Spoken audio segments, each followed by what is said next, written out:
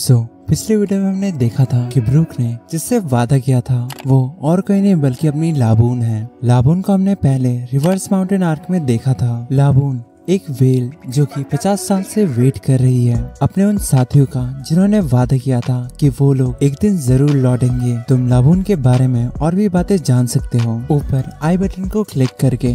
तो चलो स्टोरी में वापस आते हैं। 俺はルフィ、海賊王になる男だ。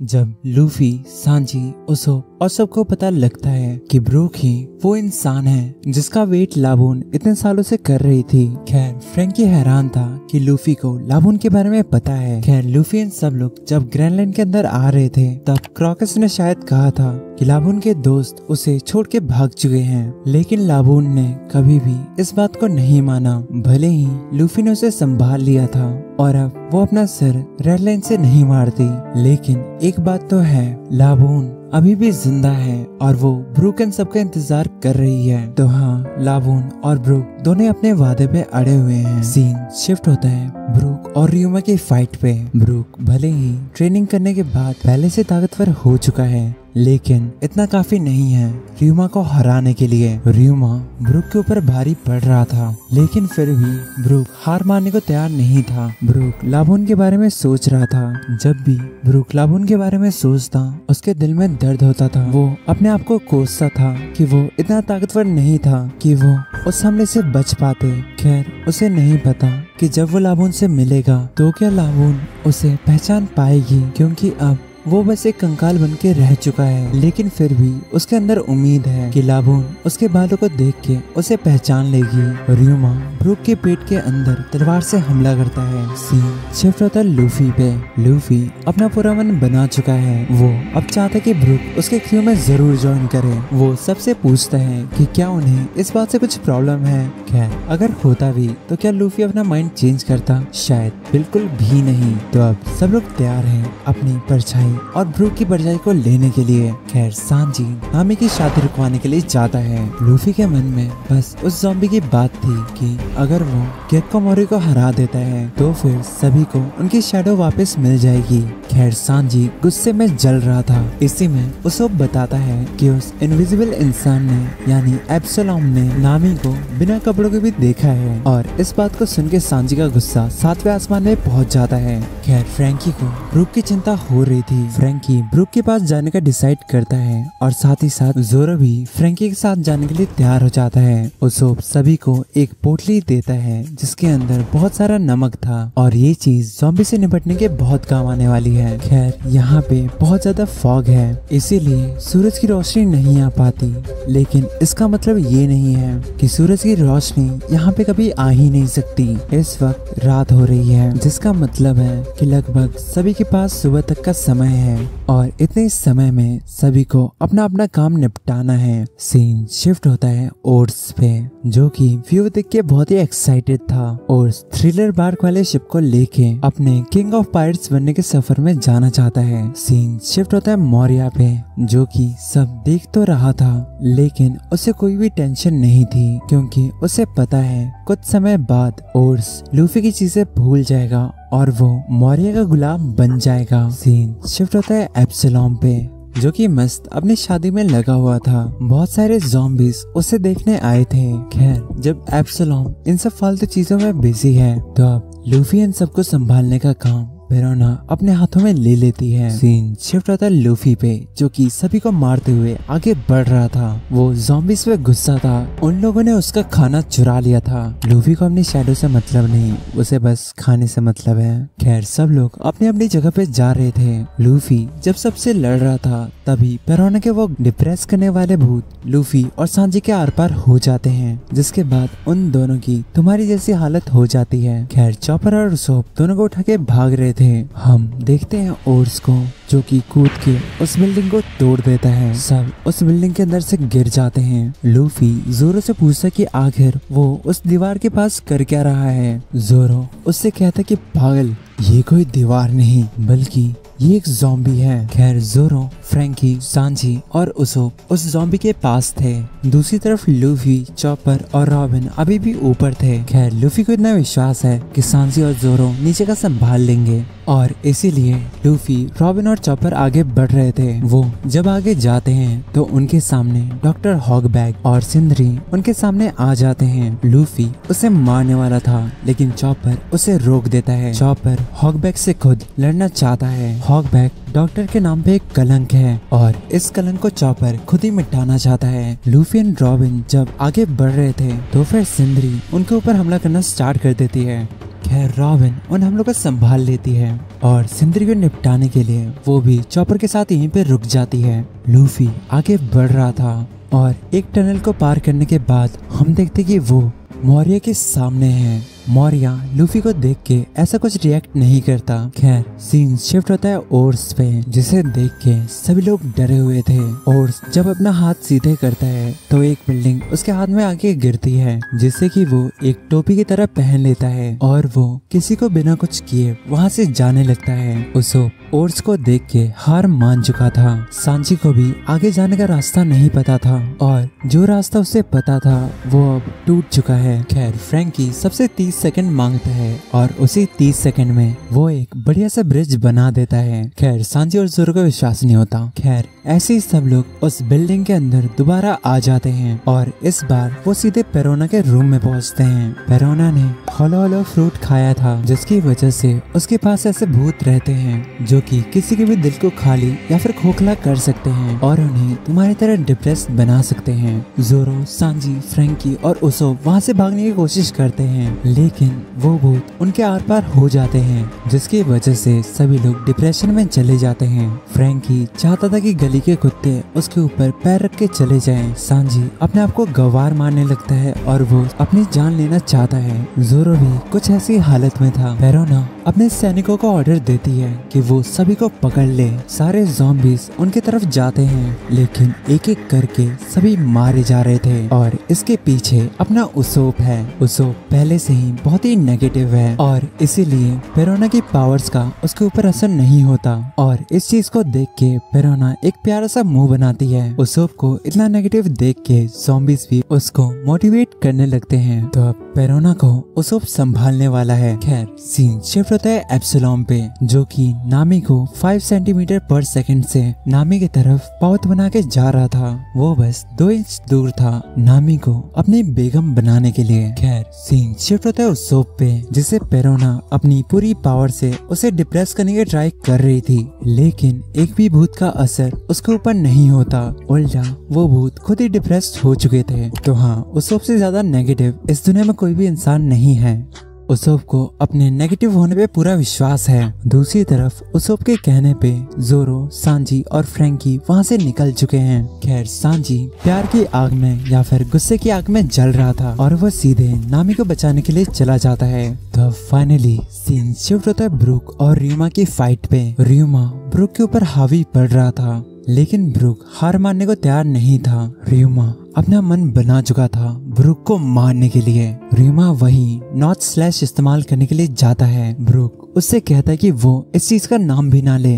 ब्रूक सालों पहले एक किंगडम के लिए काम करता था। वो उस किंगडम के रेड आर्ट स्क्वाड का मेंबर था। जिस चीज को ब्रूक सबसे शानदार तरीके से कर पाता था, उस हमले का नाम था रिलिक्वियम लेवेरेंडर, जिसका नाम उसके एक साथी ने बदला था और आज उस हमले को 3 पेस हिम नॉट स्लैश के नाम से जानते हैं। ब्रूक नहीं चाहता कि वो नाम रियुमा अपने गंदे मुंह से ले। ब्रूक दोबारा खड़ा होता है और इस बार उसका ये आखिरी मौका था। ब्रूक और रियुमा दोनों ही 3 पेस हिम नॉट स्लैश को इस्तेमाल करते हैं लेकिन इस मुकाबले में ब्रूक रियुमा को हरा नहीं पाता। ब्रूक को पता था कि अब वो मारा जाएगा। मरते समय भी उसके मन में सिर्फ लबून था। रियुमा ब्रूक के एफ्रो पे हमला करने जाता है लेकिन तभी वहाँ पे एक भूकंप आता है और जब तक रियुमा उसके ऊपर दोबारा हमला कर पाता, फ्रैंकी और ज़ोरो वहाँ पे आके सिचुएशन को संभाल लेते हैं। ज़ोरो आके कहता है, तो तू ही है वो सामुराई जिसने एक समय पे एक ड्रैगन को मारा था। मुझे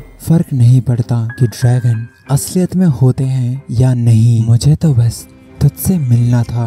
रियुमा अपनी तलवार आगे करके जोरो से कहता है, इस चीज को ध्यान से देख, इस तलवार का नाम है सुशोई। ये वो 21 शानदार तलवारों में से एक है। तो हाँ, ये तलवार मिहो के तलवार की तरह ब्लैक ब्लेड से बनी है। ब्लैक ब्लेड से बनी तलवारों का कोई भी मुकाबला नहीं होता। खैर, जोरो अपना मन बना चुका था कि वो रियुमा को हराने के बाद सुशोई अपने पास रख लेगा। तो हाँ, सीन शिफ्ट होता है एप्सिलॉन पे, जो कि नामी को किस करने वाला था। तभी वहाँ पे एक ज़ॉम्बी आता है जो कि बताते कि ओर्स अपनी मर्जी से शिप को इधर उधर कर रहा है। एप्सिलॉन सभी ज़ॉम्बी जनरल्स को उसे रोकने के लिए भेजता है। जब सारे ज़ॉम्बी जनरल्स ओर्स के पास पहुँचते हैं तो फिर ओर्स उन्हें गम गम गैटलिंग से, जो कि लूफी का एक अटैक है, सभी को मारने लगता है। ये बात एप्सिलॉन को दोबारा पता लगती है, जिसे सुन के एप्सिलॉन बहुत ही हैरान था क्योंकि आज तक ऐसा कभी भी नहीं हुआ। खैर,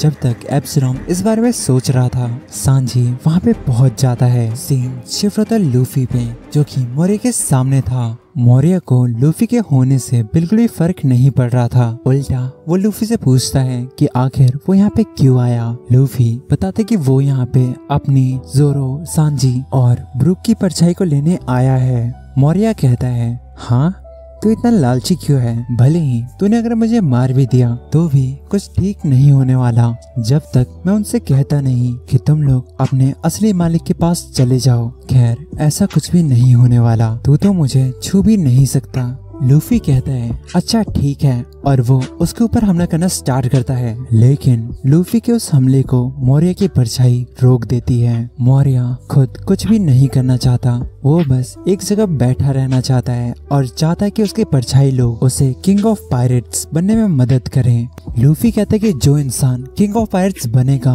वो मैं हूँ। लूफी मोरिया की परछाई पे लगातार हमला कर रहा था, लेकिन उसके एक भी हमले का उसके ऊपर असर नहीं होता। मोरिया की परछाई छोटे छोटे हिस्सों में टूट जाती है और वो चमगादड़ बन के लूफी को काटना स्टार्ट करते हैं। मोरिया बस बैठे बैठे इन सब चीजों का मजा ले रहा था। लूफी उस फ्लोर से गिर जाता है, लेकिन वो रेलिंग पकड़ के मोरिया के ऊपर अपनी किक से हमला करता है और हाँ, वो मोरिया को छू सकता है। खैर, सीन शिफ्ट होता है सांजी पे, जो कि नामी को देख के उसके प्यार में पागल होते जा रहा था। फिर उसकी नजर एप्सिलॉन के ऊपर जाती है, जिसे वो एक एक मार के दूर कर देता है और नामी को वो अपनी बाहों में संभाल लेता है। सांजी नामी को देख के पागल होते जा रहा था। खैर, एप्सिलॉन सांजी के ऊपर हमला कर देता है बिना सोचे कि नामी सांजी के साथ ही है। एप्सिलॉन सांजी को वार्निंग देता है और वो उसे यहाँ से जाने के लिए कहता है। खैर, अपना सांजी तो सिर्फ नामी को देखे जा रहा था। सांजी फाइनली एप्सिलॉन पे किक मारता है। सांजी बहुत ही गुस्से में लग रहा था, वो एप्सिलॉन पे बिना रुके हमला कर रहा था। एप्सिलॉन अपनी पावर का इस्तेमाल करता है और वो इनविजिबल हो जाता है। सांजी हवा में नमक के गोले को हवा में फेंकता है, जो कि एप्सिलॉन के मुंह के अंदर चला जाता है। एप्सिलॉन के रिएक्शन से सांजी को पता लग जाता है कि वो कहाँ पे है, जिसके बाद सांजी उसे दोबारा मारना स्टार्ट करता है। सांजी नामी की वजह से गुस्सा तो था ही, और अब उसे एक और वजह मिल चुकी है। एप्सिलॉन ने सांजी का एक सपना खत्म कर दिया। सांजी एप्सिलॉन को हथियार डालने के लिए कहता है। एप्सिलॉन हैरान था कि सांजी को उसके बारे में कैसे पता।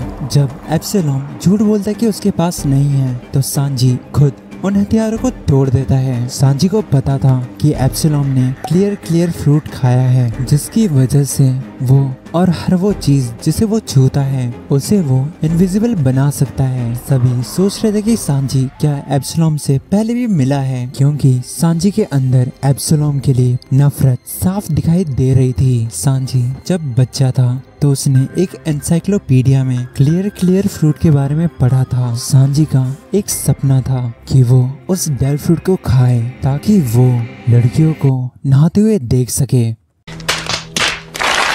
मेरा मतलब है, मैं लाखों लोगों को बचा सकता था।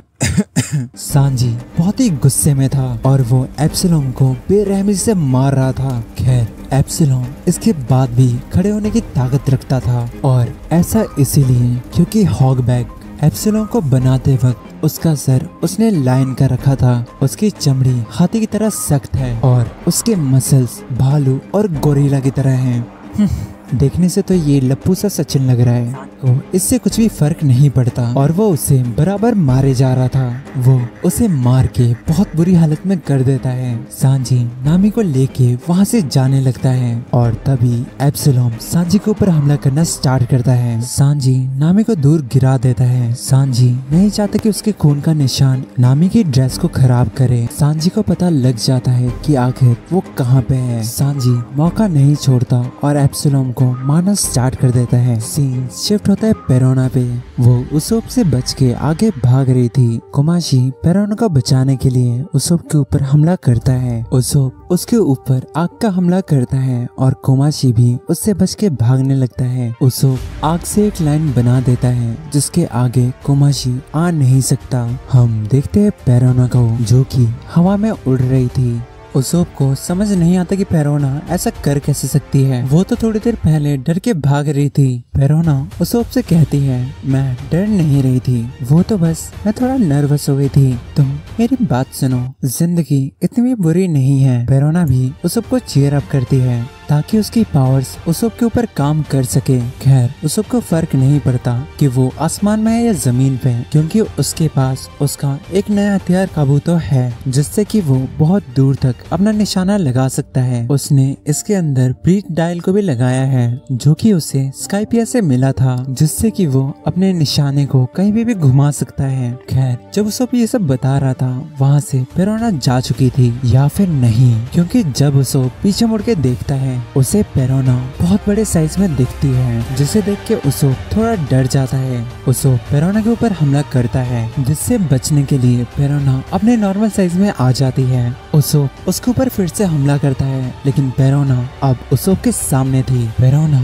अपना हाथ उसोप के अंदर डाल देती है। पेरोना भी एक भूत की तरह किसी चीज के आर पार हो सकती थी। पेरोना अपने हाथ से उसोप का दिल पकड़ती है और उसके दिल को दबाना स्टार्ट कर देती है। उसोप दर्द से तड़प रहा था। खैर पेरोना मजाक कर रही थी। पेरोना अगर उसोप के अंदर हाथ डालेगी तो उसोप वहीं पे मर जाएगा। हम देखते हैं पेरोना को जो कि जमीन के आर पार हो रही थी। उसोप पेरोना के ऊपर हमला करता है लेकिन उसके सारे हमले पेरोना के आर पार हो जाते हैं। उसोप थोड़ा सा खुश था क्योंकि अगर वो पेरोना पे हमला नहीं कर सकता तो फिर पेरोना भी उसके ऊपर हमला नहीं कर पाएगी। खैर पेरोना अपने एक भूत को दीवार के पास रखती है जिसे वो अपनी मर्जी से ब्लास्ट कर देती है। तो ऐसे ही उसोप की गलतफहमी दूर हो जाती है। एक वैसे ही भूत उसोप के कंधे के पास आ जाता है जिसे पेरोना ब्लास्ट कर देती है। जब उसोप दूर जगह गिरता है तो फिर पेरोना वैसे ही बहुत सारे भूतों को उसोप के पास भेजती है और सभी को ब्लास्ट कर देती है, जिससे उसोप बहुत बुरे हालत में आ जाता है। और इस चीज को और खराब करने कोमाशी भी वहाँ पे आ जाता है। कोमाशी भी उसोप के ऊपर हमला करने लगता है। उसोप सोच रहा था कि पहली बार उसे ऐसा मौका मिला था जिधर वो किसी को अपने दम पे हरा पाए, लेकिन इतना सब होने के बाद उसोप को पता लग गया था कि वो पेरोना से जीत नहीं पाएगा। ये सब चल ही रहा था कि पता नहीं कैसे वहाँ पे सोगे किंग आ जाता है। पता नहीं क्यों पर उसने उसोप जैसे कपड़े पहने हुए थे। खैर वो कोमाशी को अपने काबूटो से पकड़ लेता है। वो कोमाशी को साइड करके वहाँ से जाने लगता है। सोगे किंग के दिमाग में चल रहा था कि आखिर पेरोना अचानक से इतनी कॉन्फिडेंट कैसे हो गई, क्योंकि थोड़ी देर पहले तो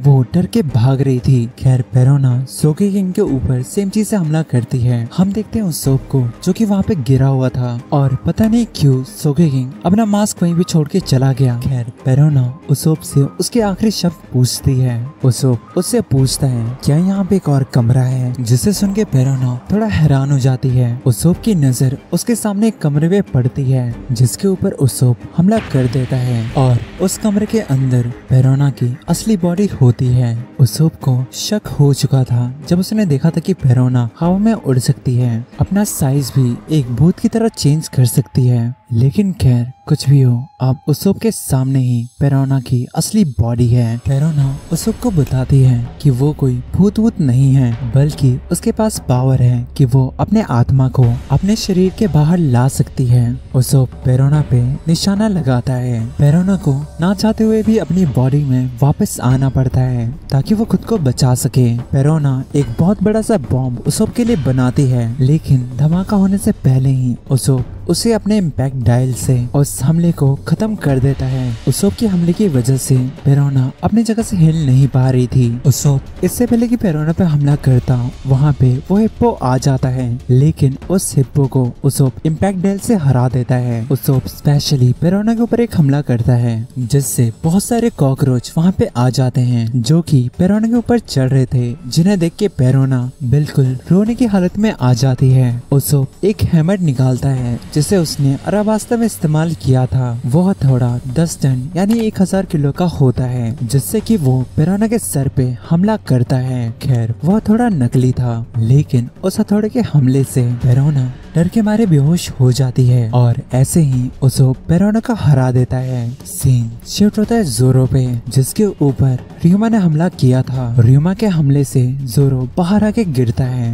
रियुमा एक ब्लू फ्रेम के अंदर कवर था। खैर इस ब्लू फ्रेम के बारे में तुम्हें बहुत बाद में पता चलेगा। खैर जोरो खुद कहता है रियुमा जोरो के सामने अपनी पावर का इस्तेमाल नहीं कर रहा। हमें 5 मिनट पहले का सीन दिखाया जाता है जब जोरो रियुमा के सामने खड़ा था और उसकी तलवार को लेने के लिए तैयार था। रियुमा इतना तो समझ चुका था कि जोरो कोई ऐरा गैरा तलवारबाज नहीं है। जोरो अपनी 2 तलवारों से रियुमा के ऊपर हमला करता है, जिसे कि रियुमा बड़े आराम से रोक देता है। जोरो और रियुमा के बीच में एक बहुत तगड़ी फाइट स्टार्ट हो जाती है। फ्रैंकी और ब्रूक ने कभी भी ऐसी फाइट नहीं देखी। रियुमा बाल बाल बचा था। फ्रैंकी को समझ भी नहीं आया था कि जोरो ने कब रियुमा के हमले का जवाब दिया। रियुमा और जोरो दोनों एक दूसरे के ऊपर जानलेवा हमला कर रहे थे। जोरो एक खतरनाक हमला करता है जिसे रियुमा बड़े आराम से रोक देता है। दोनों ही बिल्डिंग के बाहर आ जाते हैं, लेकिन उनकी लड़ाई अभी तक खत्म नहीं हुई। जोरो और रियुमा में से कोई भी हार मानने को तैयार नहीं था। दोनों के हमले से वो छत कट जाती है। जोरो हवा में था और वो रियुमा के ऊपर अपनी एक तलवार से फ्लाइंग ड्रैगन नाम के मूव को इस्तेमाल करने जाता है और इसी के जवाब में रियुमा 3 पेस हिम नॉर्थ स्लैश का इस्तेमाल करने जाता है। इस बार जोरो का हमला लग चुका था। रियुमा थोड़ा हैरान था क्योंकि जोरो के हमले से उसकी बॉडी में ब्लू कलर की आग लग जाती है। जोरो नीचे गिर चुका था। तभी रियुमा की आवाज आती है, ठीक है मैं हार गया, मेरी ये तलवार सुशुई, इससे कोई भी प्रॉब्लम नहीं होगी, अब से इसके ऊपर तुम्हारा हक है। और ऐसे ही रियुमा अपनी तलवार को जोरो को दे देता है। जोरो सोच रहा था कि काश वो रियुमा से उसके समय पे मिला होता। जोरो कहता है कि ठीक है ये तलवार मेरी हुई, लेकिन चलो मान दे कि हमारे बीच में लड़ाई कभी हुई ही नहीं। जोरो उस वानो शहर के सामुराई रियुमा की रिस्पेक्ट करता है। हम देखते हैं रियुमा से ब्रूक की परछाई बाहर निकल जाती है और वो फाइनली ब्रूक के पास आ जाती है, जिसे देख के ब्रूक बहुत ही खुश होता है। अच्छा कमेंट्स में बताना कि क्या तुम्हें रियुमा के बारे में और जानना है। रियुमा एक ऐसा तलवारबाज जिसे एक समय पे किंग कहा जाता था, एक ऐसा तलवारबाज जिसने एक ड्रैगन को हराया था और एक ऐसा सामुराई जिसकी रिस्पेक्ट जोरो भी करता है। अगर तुम चाहते हो कि नेक्स्ट वीडियो रियुमा के ऊपर हो तो फिर कमेंट्स में रियुमा लिख देना। तो फिर चलो मिलते हैं नेक्स्ट वीडियो में।